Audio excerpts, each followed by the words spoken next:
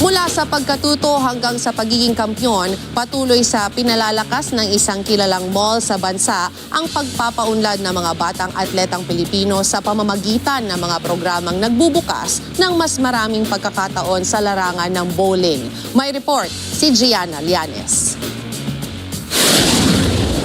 Patuloy na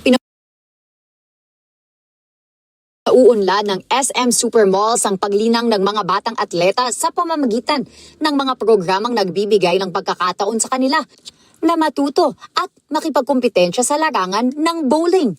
Naging tampok ang Learn to Bowl Culminating Day at ang kauna-unahang PBF Youth Cup National Finals na ginanap sa SM North EDSA Bowling Center kung saan nagsama-sama ang mga kabataang bowler, magulang, coaches at mga taga-suporta ng esport.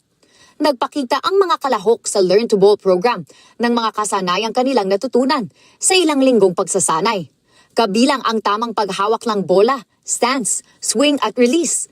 Layo ng programa na hindi lamang ituro ang mga pundasyon ng bowling, kundi mahubog din ang disiplina, tiwala sa sarili at pagmamahal sa esport.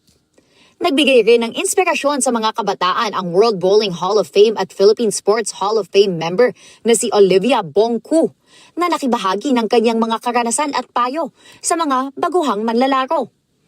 Sinundan ito ng PBF Youth Cup National Finals kung saan nagtagisan ang mga pinakamahuhusay na young bowlers mula sa iba't ibang bahagi ng bansa. Dumaan ang mga finalists sa mga qualifying rounds na ginanap sa mga SM bowling centers bago makarating sa pambansang kompetisyon.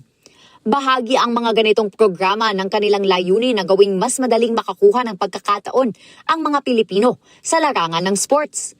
Sa pamamagitan ng malawak na network ng SM Bowling at SM Game Park, patuloy nilang binibigyan ng espasyo ang mga kabataan upang matuklasan at mapaunlad ang kanilang potensyal bilang mga susunod na kampiyon.